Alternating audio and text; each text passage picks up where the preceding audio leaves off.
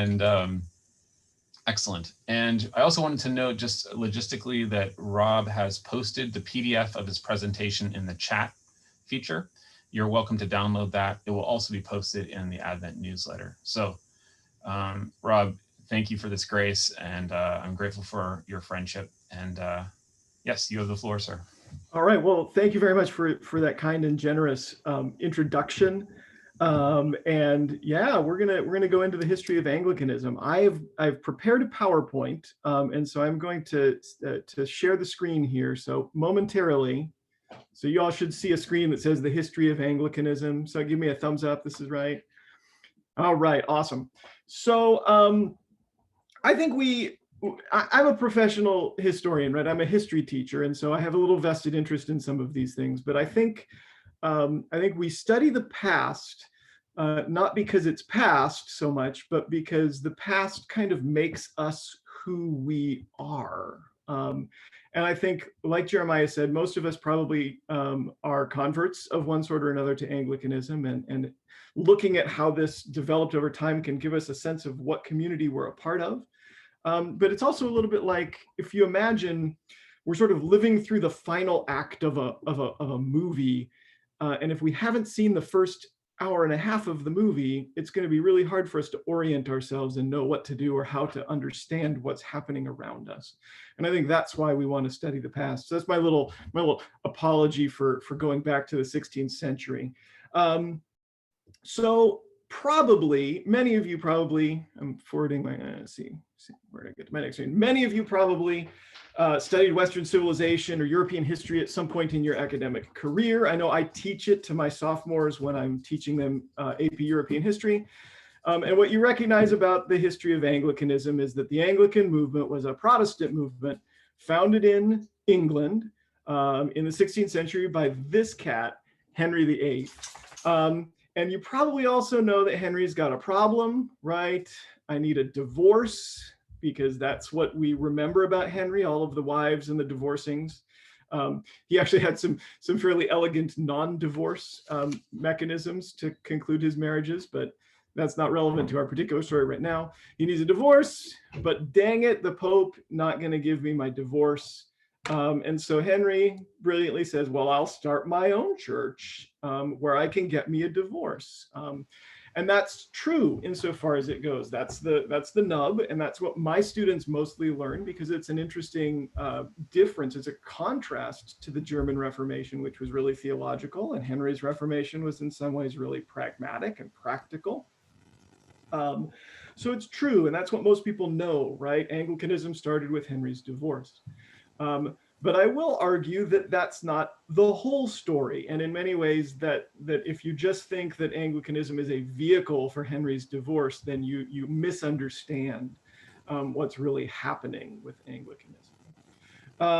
So we'll start with context. There's my man Henry, a little different painting of him. And there's a number of factors that set the stage for Henry's break with the church. And when he finally breaks with the church in 1534, right, it's not simply a monocausal thing, right? There's an immediate cause, right? He has this need for a divorce, and he thinks that maybe he's going to achieve that goal through a break with the Catholic Church. But there's a lot of other things that are kicking around in his world. First of all is the fact that the English church, historically, going well back to the very foundation of the English church, has been a church that has often been at the vanguard of reform. And we'll look at an example of that in a minute. But he's writing in a place, in a church that has historically been a reforming church, a church that is willing to take a step away from the Pope if necessary. He is also living in a country in which a movement that comes out of the Italian Renaissance, but has been sort of Christianized, is thriving. And there's a movement of Christian humanism, which is something that is, again, it's a kind of reform movement. But Henry's looking at that as a movement that he's living through. We've also got the Reformation on the continent. So Henry breaks with the church in 1534. That's almost 20 years after Luther breaks with the church in Germany. So when Henry is considering what am I going to do with the church in England, he can look across to what happened in Germany and what happened in Switzerland, and he can say there's some things going on over there, right? And then finally, Henry's looking at dynastic politics and the need that he has to maintain political stability. I think some people think that Henry's divorce was a little bit just because Henry was tired of his wife and he wanted a new one. It's actually much more about whether he can maintain sort of stable politics in England beyond his reign. So those are all things that are kind of, you know, entering Henry's mind or entering the conversation in the 1530s. And when Henry chooses to break with the church with the Act of Supremacy, all of those play into it in addition to that immediate cause of his divorce. So we've got these long-standing underlying causes. I'll hit each of these kind of in turn, starting with the English church as a kind of a historically reforming movement. England is kind of on the periphery of Europe, far from the centers of power for most of history. Certainly up until the 1500s, it was far off. It was a marginal country. And the English church and leaders in the English church were often at the vanguard of saying, maybe the institutional church is not right on these things. Maybe we need to do some things a little bit differently. And as an example of this, I'm going to point to this cat, John Wycliffe. You may have heard of him. He's somewhat noteworthy. So Wycliffe precedes Henry by nearly 200 years, 150 years-ish. So he is a late medieval figure, well dead by the time Henry gets along.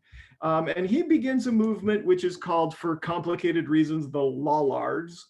And he has some positions, and he teaches these. He's a priest and an Oxford professor, and he says things like this. He says the church is wrong about a few things, right? He says the head of the church is properly not the Pope, right? We shouldn't think of the church as like this institution where the Pope is in charge. In fact, Christ is the head of the church, right? If you look at the Bible, this is fairly clear.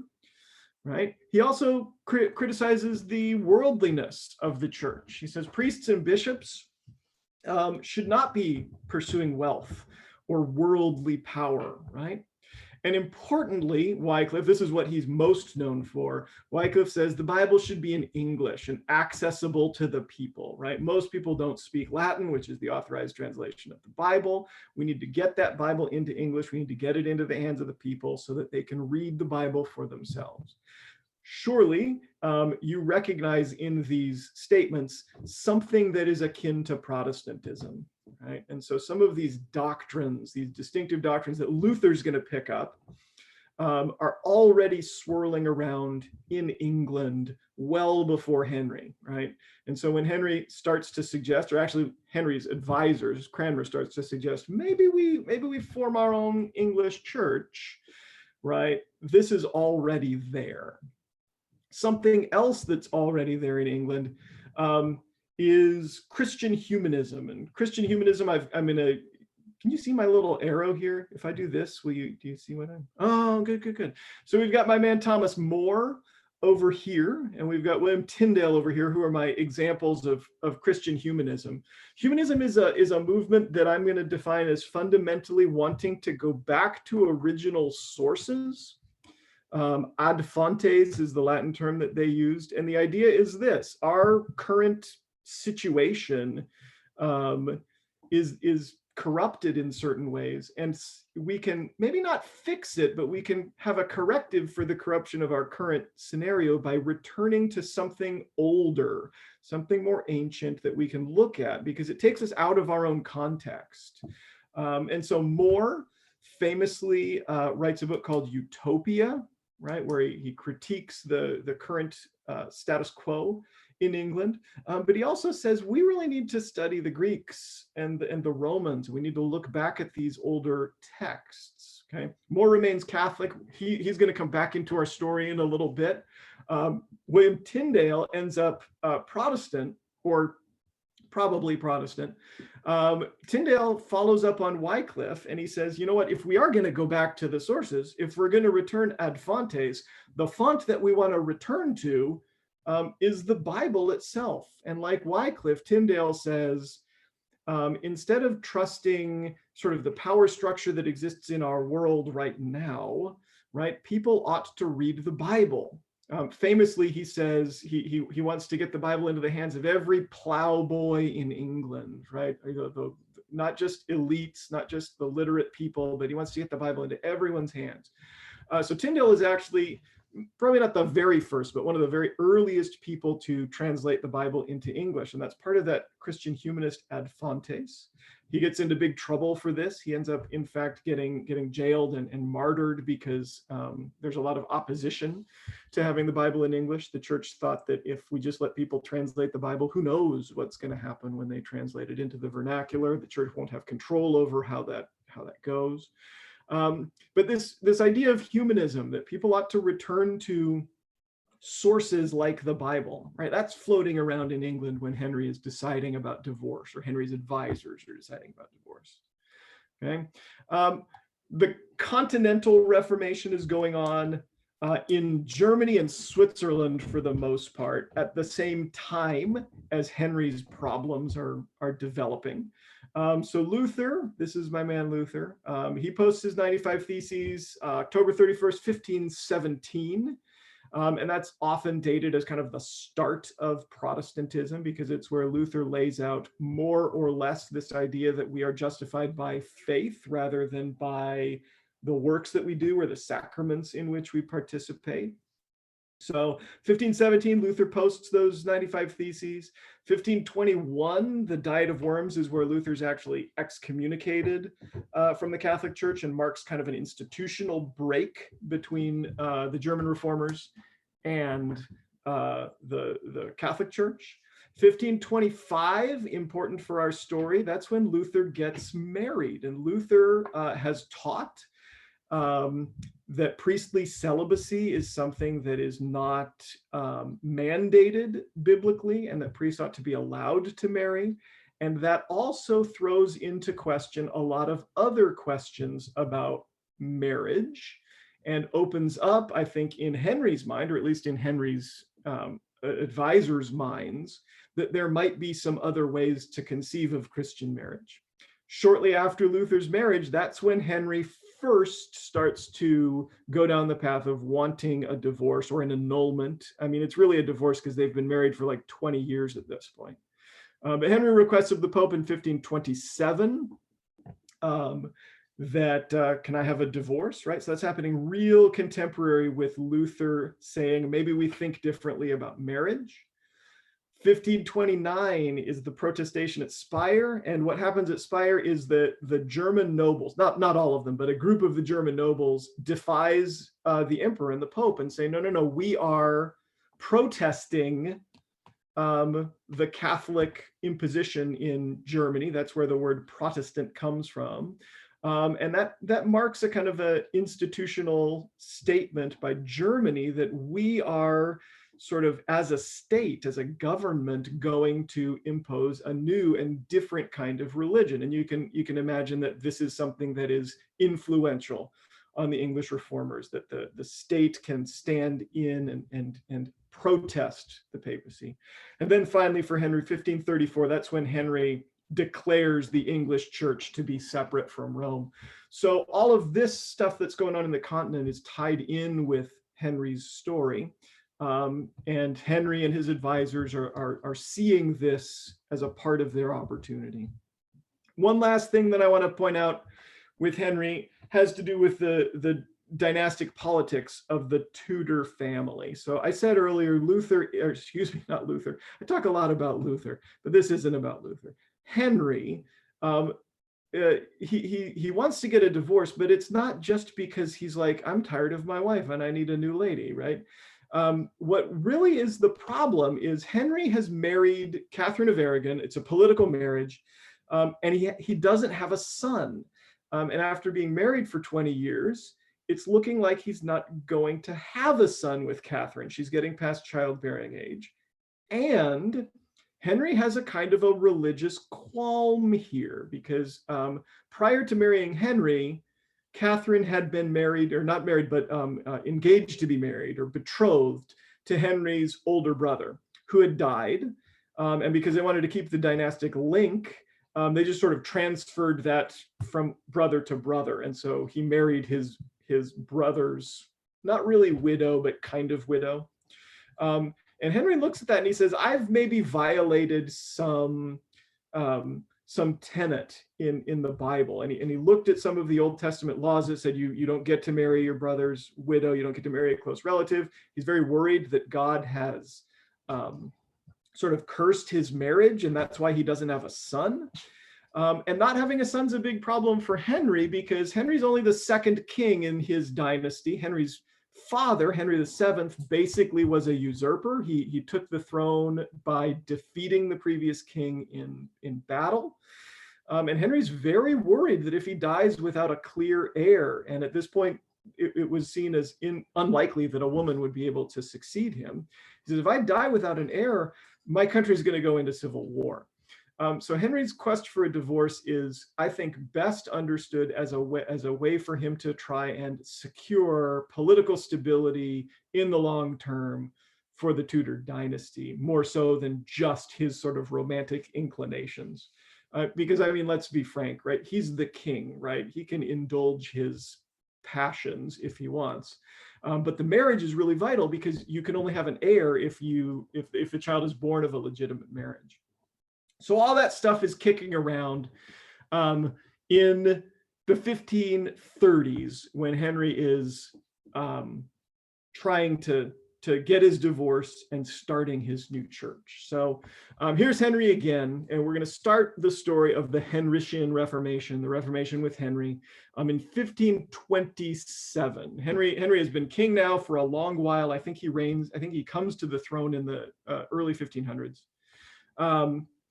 He's been married to Catherine, his wife, for better than 20 years at this point.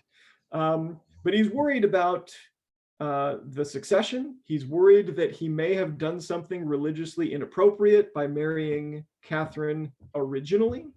So he writes to the Pope and he says, I need an annulment. You need to grant me this annulment of my marriage, which is the way that powerful people would get divorces. It is usually not a problem. I mean, this is usually something that the church is willing to grant to powerful people. But in this case, for a number of political reasons, they're unable to. The Pope is unwilling to grant an annulment. Some of it has to do with the fact that Catherine's family is very powerful. Her nephew is the Holy Roman Emperor. Some of it has to do with the fact that Clement is battling the reformers and doesn't want to look like he's going back on something that had already been done. He doesn't want to look, bad in those lights. So he says no. And Henry doesn't take this well, because he's a king and he wants to have his way. He sends delegations, he sends gifts, he tries bribery, he tries all kinds of things to secure this annulment, and the Pope refuses. And Henry sees this as a problem, both for his own sort of life, but also for the security and stability of England. So in 1533, Henry appoints Thomas Cranmer as his Archbishop of Canterbury, and that's the primate of all England. It was under, going back in time, the Archbishop of Canterbury has always been the leading bishop in England, one of the king's right-hand people. So Henry appoints Cranmer as Archbishop, and Cranmer is a right interesting fellow. He is a man of Protestant sensibilities. When he is admitted to be Archbishop of Canterbury, he has spent a lot of his time in Germany with the German reformers. And it's pretty clear when we look back at him kind of as historians that he had been convinced of Protestantism doctrinally at that point. He is connected with a friend of Luther's, Andreas Osiander, and he actually marries Osiander's daughter. So there is a strong family connection with Cranmer and the German reformers. But Cranmer is also very, very cautious. He's a pragmatist, and he recognizes that his position is threatened if he is openly Protestant. He recognizes that there's danger in sort of being too dramatic, too radical in his beliefs. So he plays his cards really close to the vest, and he does not publicly declare himself to be Protestant, although he does get married. He gets married secretly while he's in Germany. So he remains married even though it's not technically licit for him to be married as a Catholic priest at this point. But Henry likes him, and Henry recognizes him as a scholar. He recognizes him as someone who is worth having around to give advice. And when he is appointed Archbishop of Canterbury, he suggests to Henry that following the lead of the German reformers, it might be possible to break with Rome and to simply declare, like the Protestants did at Spire, that the English Church is independent of the authority of the Pope and makes its own rules. And then Henry can have his divorce. Henry can be granted a divorce, not by the Pope, but by the Archbishop of Canterbury, who would be operating independently of Rome. Henry thinks that's a great idea, because at this point, he's been trying to work on this divorce for years. It has not been going well. It is also very important now because Henry's lover, Anne Boleyn, is pregnant. She's in the early stages of her pregnancy, and Henry is desperate to marry her before the baby comes so that the child will be legitimate and therefore able to succeed to the throne of England.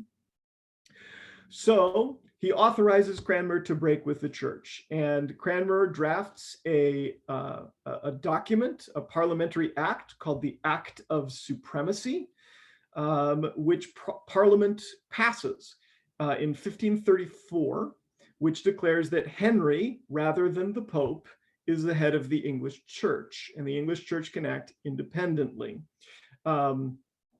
The cost of this is that Henry demands that all of the leaders of the English Church, as well as the political leaders of England, swear allegiance to this. They have to affirm this act. And those that don't are subject to severe punishments. So this is where Thomas More gets executed. Oh, I've got my slides out. Oh, I don't have a picture of Thomas More. I was going to put a picture of More in here, but More is executed at this point. Remember, I mentioned him as a Christian humanist. More remains Catholic.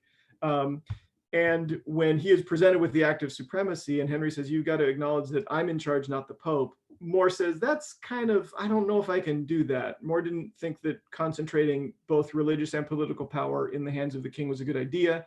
And More remained a faithful Roman Catholic. So he refuses, and Henry has him executed. He's beheaded for refusing to acknowledge the Act of Supremacy. And he's just one of dozens. Henry is quite serious about the Act of Supremacy, and those people that don't acknowledge it are punished, and the leading figures who don't acknowledge it are executed. Henry then marries Anne Boleyn. This is her right here.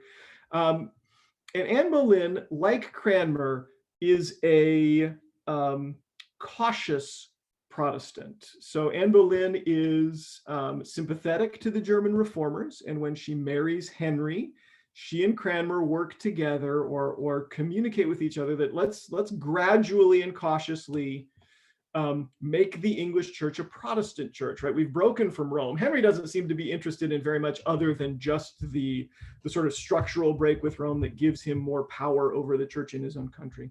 But Anne, his wife, and Cranmer, his archbishop, say, yeah, let's sort of gradually move along the road to Protestantism. Anne Boleyn is of Lutheran tendencies.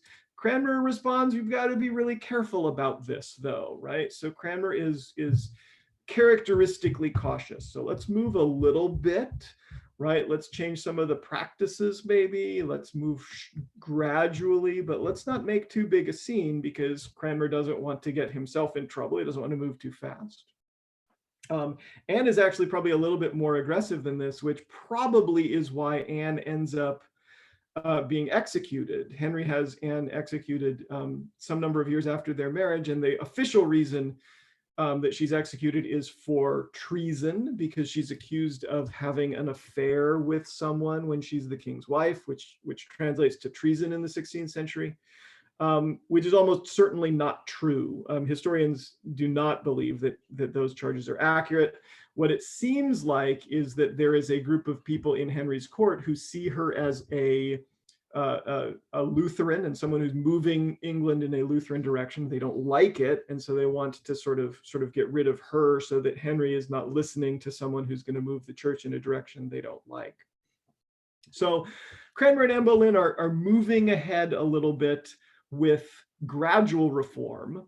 But because Henry's not interested in reform, and there remains a fairly powerful section of the public that is authentically Catholic and not interested in Protestant ideas, they don't make a great deal of headway. There is one other item when it comes to Henry, and that's that Henry in 1536 begins the process of dissolving the English monasteries. Now, there is a slight sort of theological aspect to this.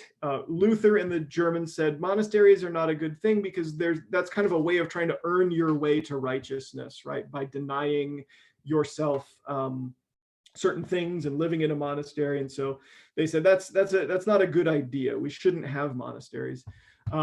So Henry takes that up and he says, yeah, let's rid ourselves in England of the monasteries. But with Henry, when he dissolves the monasteries, he takes the monastic land and the monastic wealth. The monasteries were quite wealthy, and he brings that to the crown. He basically just takes over their wealth and their land, which is probably his bigger interest, right? I don't think he's really interested in the theology of monasticism so much as he's saying, hey, there's a lot of money and land and power wrapped up in these Catholic monasteries in England that I, as the king, could make use of.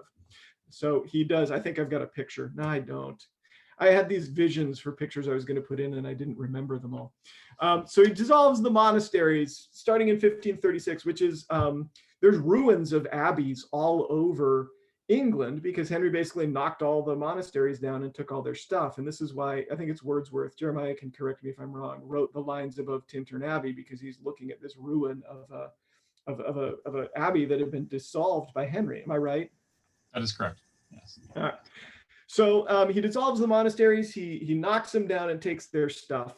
But then in the closing hours of Henry's reign, closing years of Henry's reign, Henry gets a little stubborn and he wants to kind of resist the move towards Protestantism. And so Henry forces in 1539 a set of articles through Parliament. These are the so-called 6 articles. Incidentally, you'll see there are a number of different sets of articles with different numbers that kind of come through here. This is the first one. And the 6 articles more or less say, we're going to keep Catholic doctrine, right?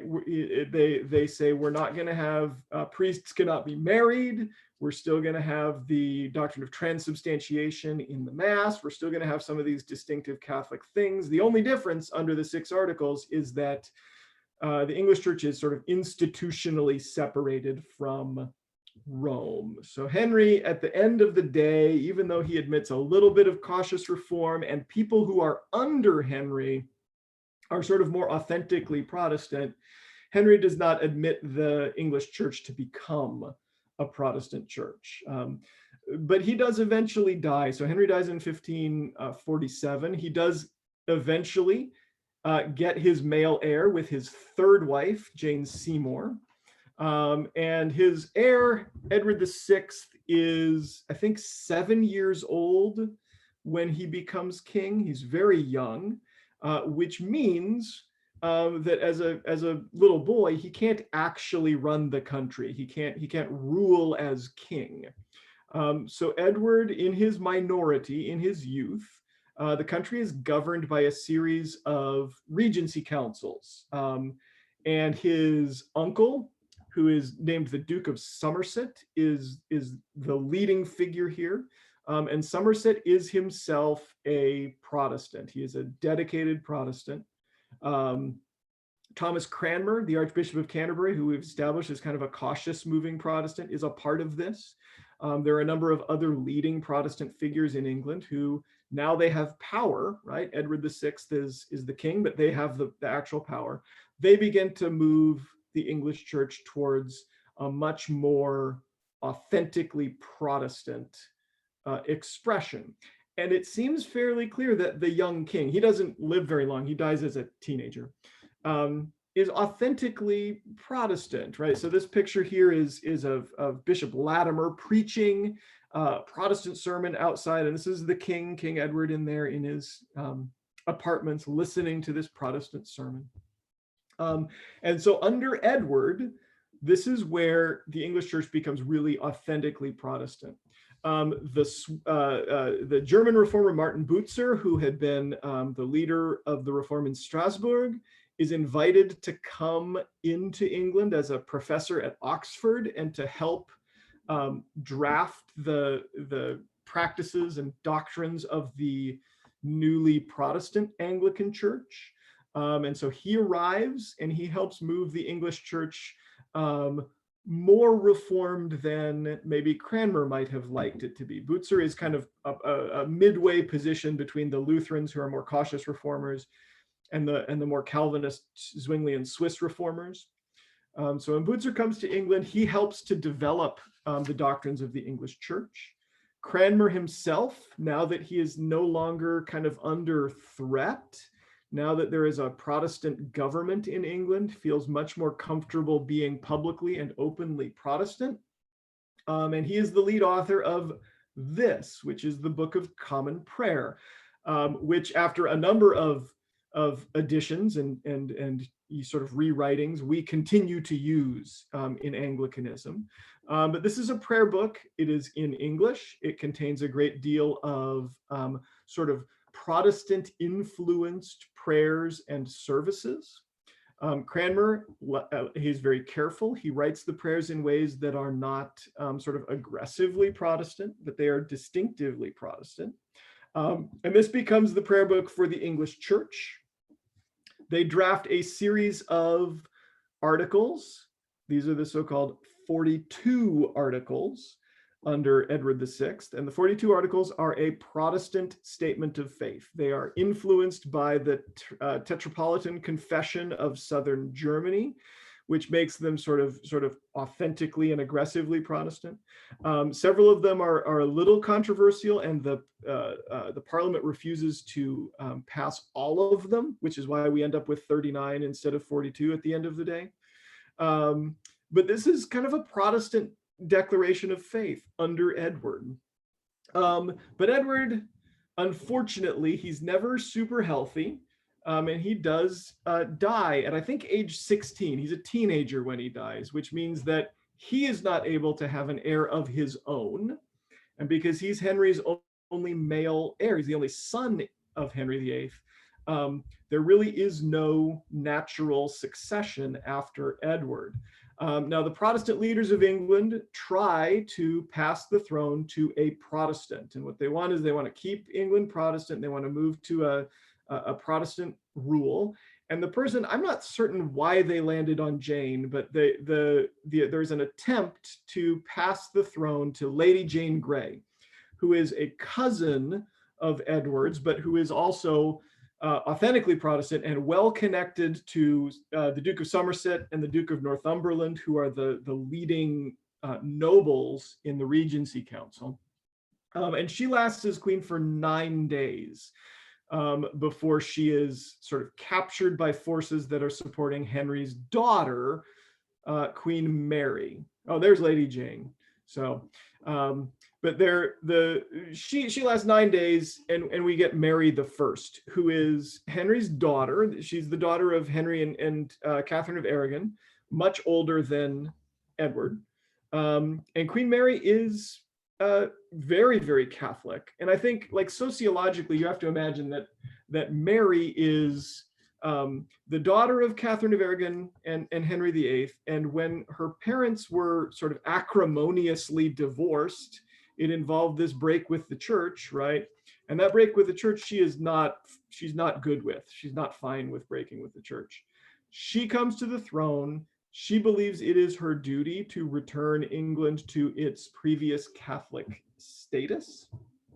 And she goes about doing that.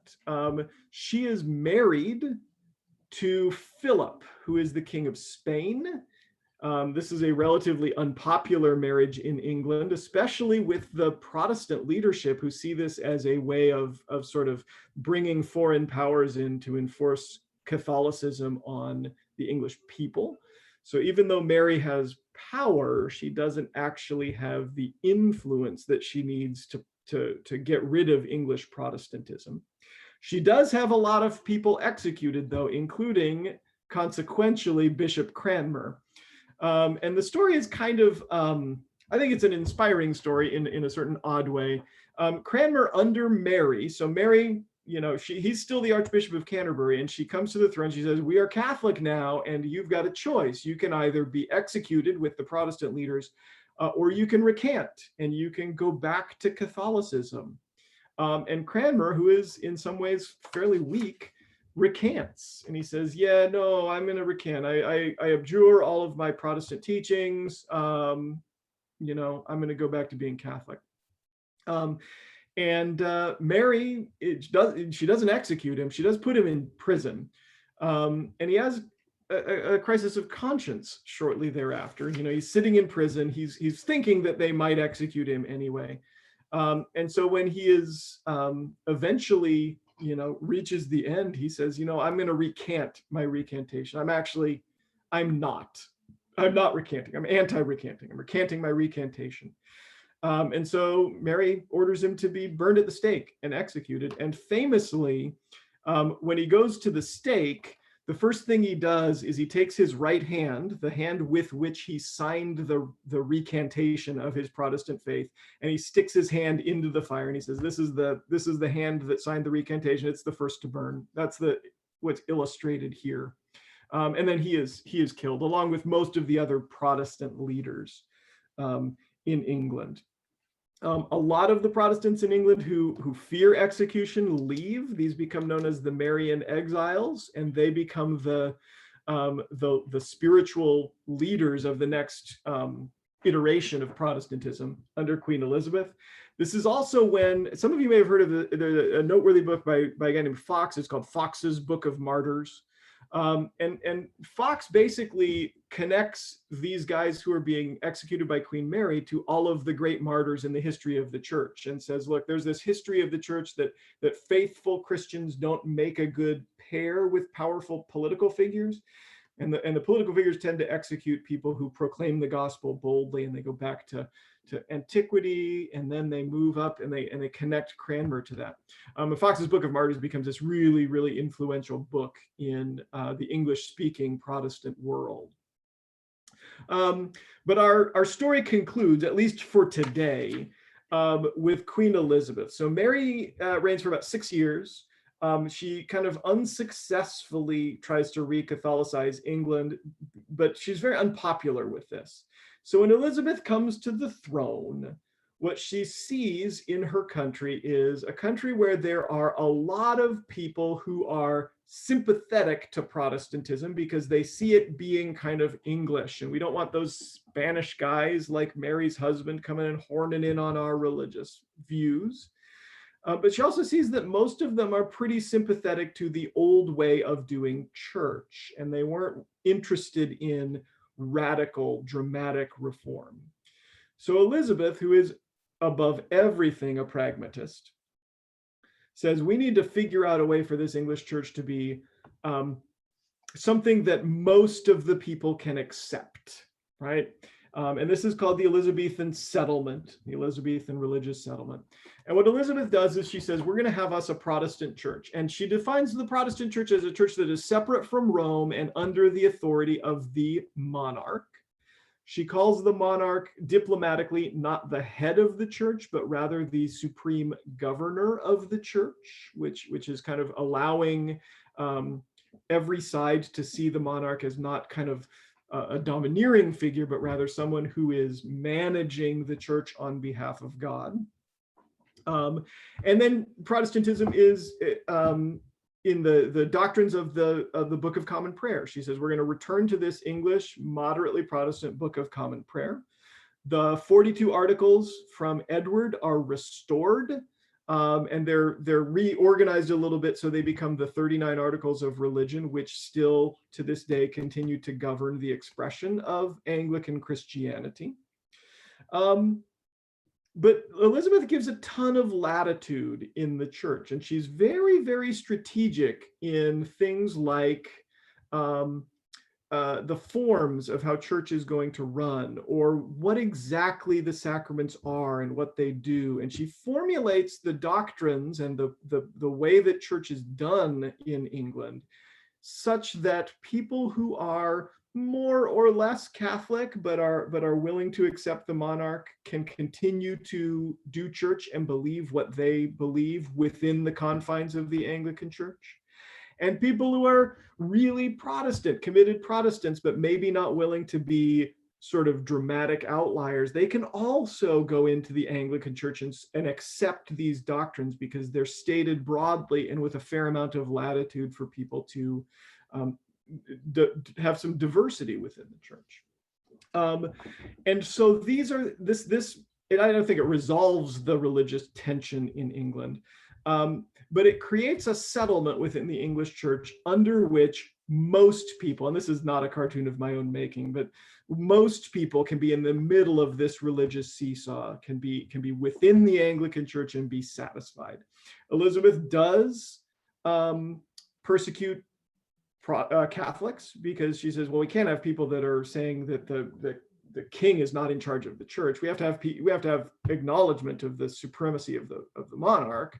She also persecutes the extreme Protestants who are called the recusants at this point, people who are so aggressively Protestant that they're unwilling to accept the various compromises that she puts in place in the middle. And so under Elizabeth, Anglicanism becomes a Protestant but broadly understood Protestant church. And it is a church which adheres to the basic Protestant doctrines of justification by faith, of the Bible as the key centerpiece, of the ability of believers to have direct access to God and vernacular scriptures. All of those kind of pieces are in place, but they're done in such a way as not to alienate anyone who might be willing to come in. And so that becomes the Anglican Church, which is known, the term via media is applied often to Anglicanism, which is this idea that Anglicanism is not fully Protestant, but also not fully Catholic. It is something of a third way, which takes the best of both worlds. Now, in some ways, that's a very generous reading of Anglicanism, but it does reflect something important about Anglicanism, with which I will conclude, and then we'll have some time for questions.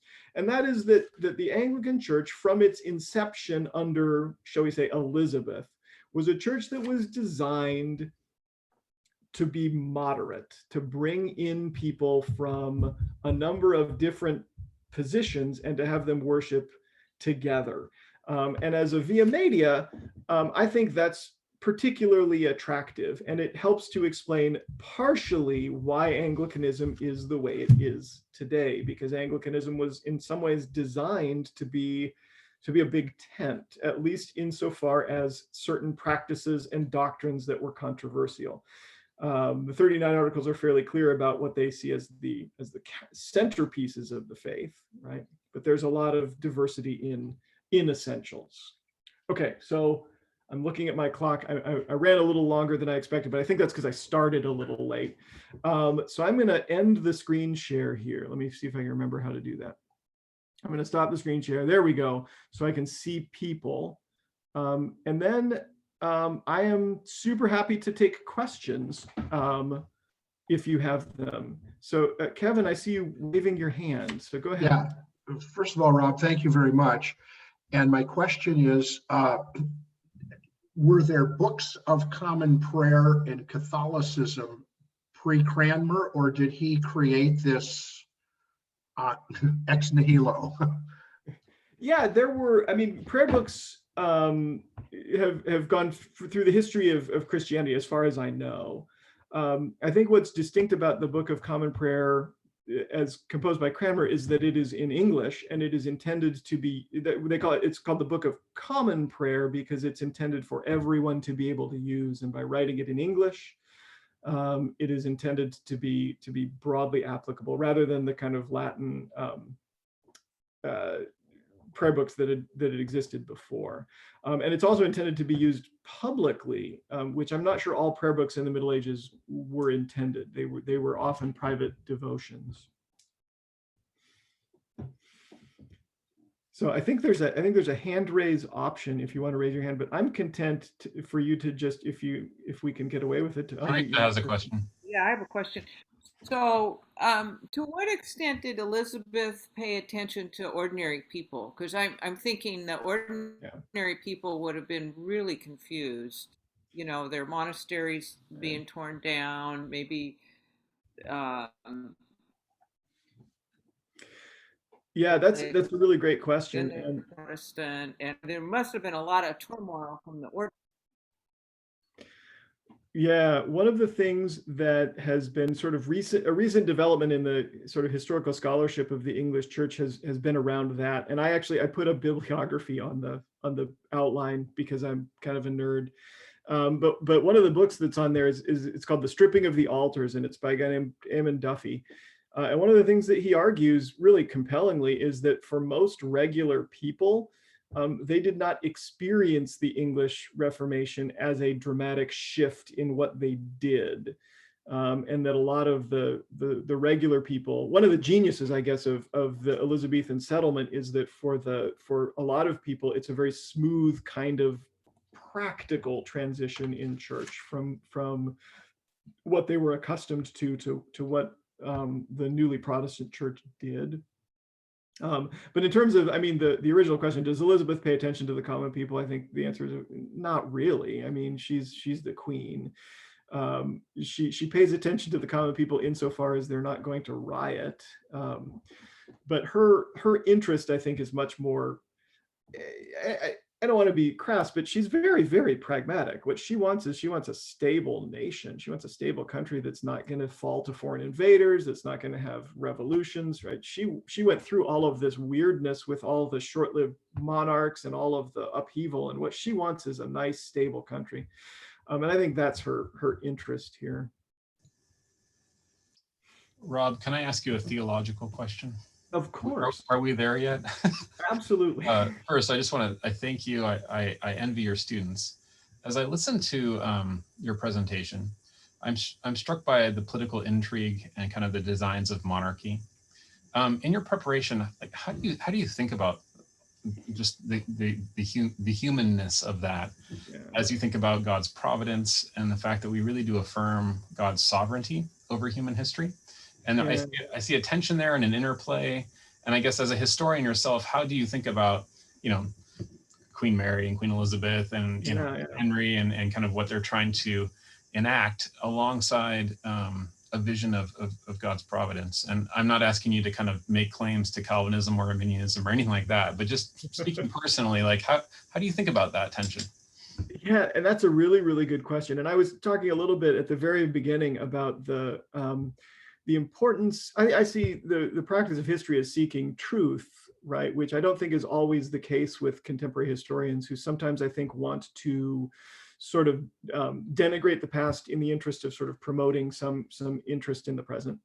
And I think that looking at someone like Henry VIII is I think really intriguing, because it says something about humanity and human nature, right? I mean, we all operate with mixed motives, and seeing that something I think theologically very good emerged out of this weird maelstrom of political and social intrigue that was not intending to create a church that was this sort of via media and this sort of successful settlement. I find that encouraging, right? Because I see, if you take like the 10,000 foot view, right, God's providence acts through human beings, but it acts through human beings who are all deeply flawed. And because I'm a human being that's deeply flawed, I find that encouraging, because hopefully God will work through me, not because I'm some sort of awesome person who is deserved of doing good things, but because even my flaws are able to be sort of used in God's providence to do great things. And so I try and encourage my students, when you're looking at history, right, you need to look at the past as a way of sort of understanding the human condition, not as a way of saying those guys were bad people. Those were wrong, and we're better. Because, I would much rather be I would much rather acknowledge that I'm a flawed person, because I know I am, than to go down this path of, well, I'm standing on the soapbox and looking at the past as this flawed inherent thing. I don't know if that makes sense. I feel like that's a soapbox that I get on quite a bit. That's great. Thank you so much. Kyle, are you raising your hand? Yes, if I can figure out how to unmute myself. So I appreciate y'all, a bunch of English nerds and history nerds, and I'm just an engineer, and I don't follow all this stuff. So what I wanted to know, Rob, so what was happening by the time Elizabeth was in this early formation of the Anglican Church? What was happening back on the continent with the Reformation? I think Luther had great question by then, right? So my real question is, what did they think of what was going on in England, the other reformers? Yeah, that's a great question. And Luther had died before Elizabeth comes to the throne. And so in the German Reformation, what you have is a kind of a political reformation that is sort of centralizing the now state church, the state Lutheran church, under the auspices of the German princes. And it becomes politicized in 1555, which is shortly before Elizabeth comes to the throne. There's a peace settlement called the Peace of Augsburg in Germany, which allows each particular prince to choose whether he's going to be Catholic or Protestant, and then they can impose that religion on their adherents, which is very similar to what's going on in England in terms of the monarch chooses, this is our religious expression, and you can either accept it or deny it. Of course, Elizabeth is much more latitudinarian, much broader than most of the German princes, because she recognizes that we want to have a nice sort of stable society instead of forcing people against their will to do things. I think what's going on mostly in the reign of Elizabeth is a series of wars between the Catholics and the Protestants. So there's wars in France, the wars of the Huguenots between French Protestants and French Catholics that are upending that state in the late 1500s. In Germany, there's a war with the delightful name of the Schmalkaldic War, because I love to say Schmalkaldic, which is between the German Protestants and the German Catholics, and they're fighting each other to a standstill. And so when you look at Elizabeth saying we've got to have this stable settlement, she's also looking askance at what's going on the continent, where they're just destroying each other. And those religious wars of the late 16th and early 17th century were basically the most destructive human conflicts until the 20th century. And the only reason the 20th century is more destructive is because we've got better technology to be destructive. So they were really vicious wars. And I think that does illustrate what's going on in England, where Elizabeth is trying to come up with a way to not have these aggressive political conflicts that they're having in Germany. Mike. First of all, to get the dramatic rendition of all this, you have to refer to Italian opera. Giuseppe Verdi wrote 2 operas, Anna Bolena and Marita Stuardo, that dramatize all of this history. But that aside, what occurs to me right now is the conflict between liberal Protestants and evangelicals. That if you were on Facebook, you can't evade it. Any church site, it's strident, it's hysterical, and it's civil war by other means, I guess, is what you'd have to call it. So we aren't beyond this by any means. We're still embroiled in our own version of it. It's politics, it's religion, and it's human interest on steroids. Yeah, I mean, the only response I have to that is sort of stay tuned, because next week we're gonna have the Puritans, and they've got a lot of that same stuff. And then the third week is actually about the Anglican realignment of the 20th century, which is kind of where our particular denomination, the ACNA, came from. And that is a question of that sort of tension between what you might call the evangelical and the mainline branches of Protestantism. And I think my short answer to all this is, I think one of the admirable things about the Anglican communion is that there is a bona fide attempt in each of these circumstances, not always a successful one, but to try and bring together what is good in each side, rather than to sort of I don't know, to sort of histrionically condemn the other and to outer darkness. So that would kind of be my argument, and that reflects that sort of via media. I will say, as an aside, one of the things that I think is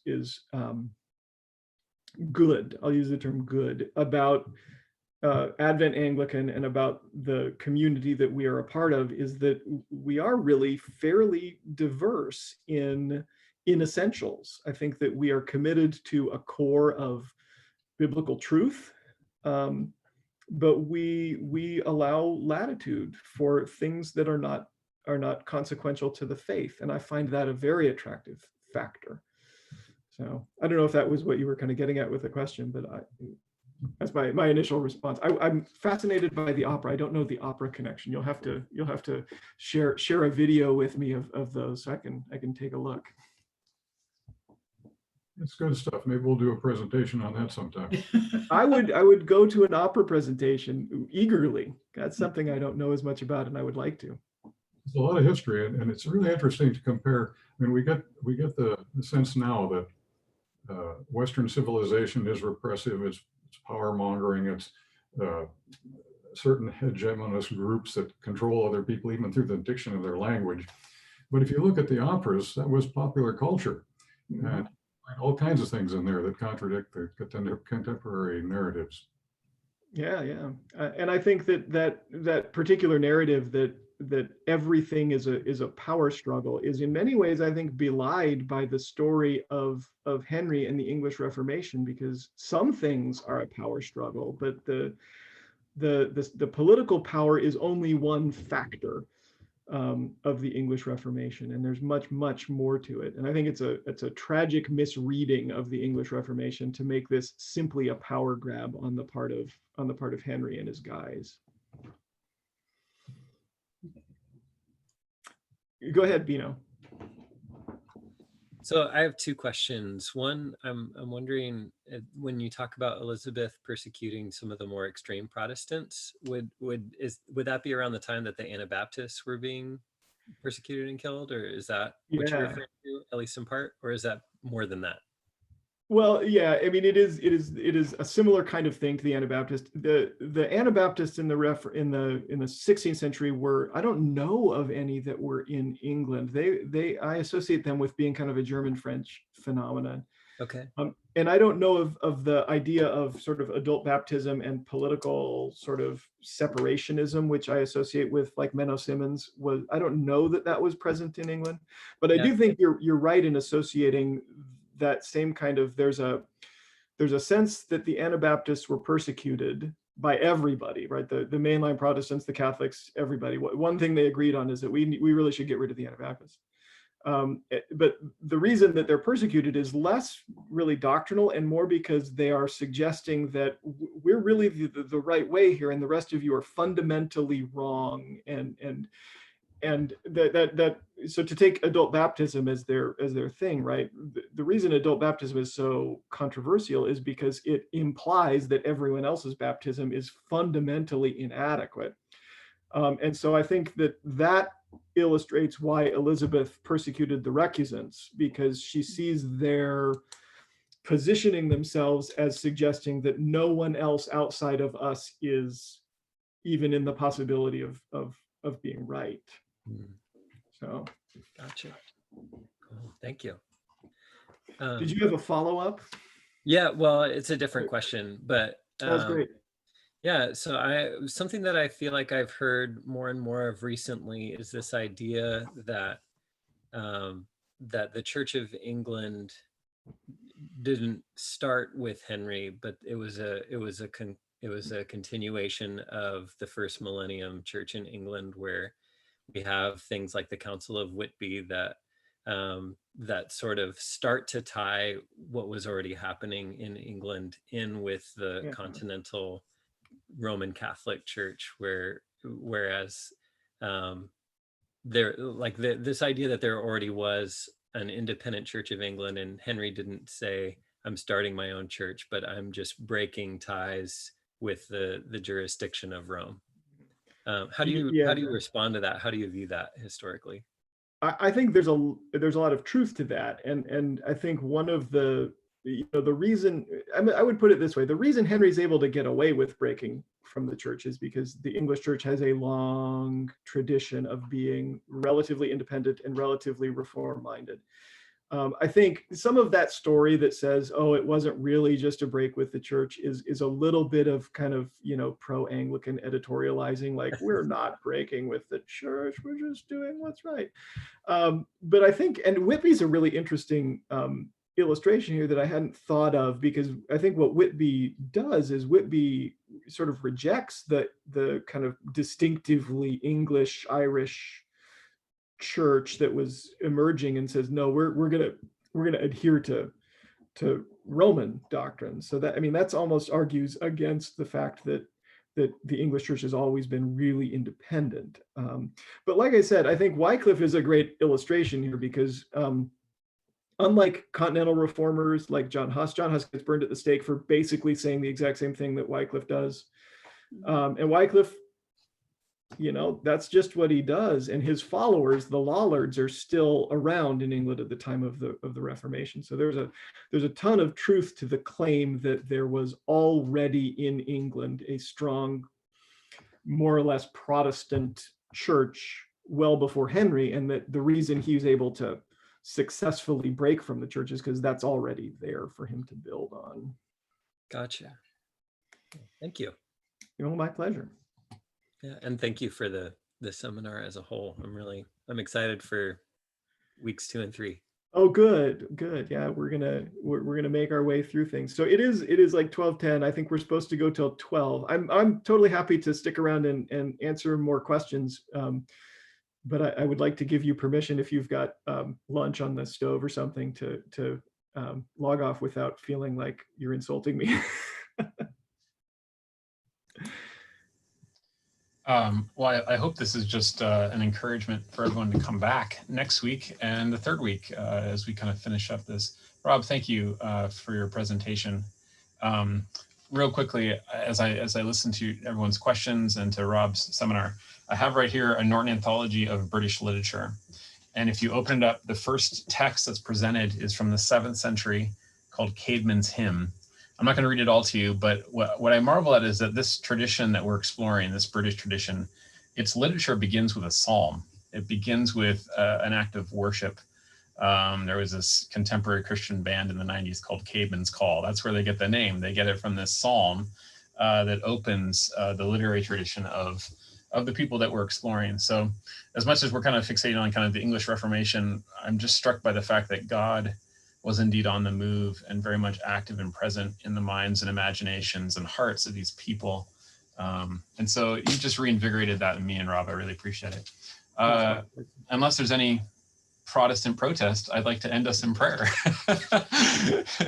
Let's pray together, everyone. Heavenly Father, I thank you for the way in which we can see your designs in the orchestration of human history, and the way that you have led generations to repentance and to a mindfulness of your reality and revelation. And I thank you that you count us among that great cloud of witnesses. I thank you for their witness, both good and ill. And I thank you for Rob's faithfulness in bringing this information to our attention. Bless him for that. I pray that we would just be aware of your active presence in our lives this week, and that you would return us safely to worship and to the seminar next week. I pray this in the name of the Father, and the Son, and the Holy Spirit. Amen. Grace to you all. Thank you. Grace to you all, and thank you, Rob. This was marvelous. You're very welcome. Thank you all for coming, and I hope to see you next week.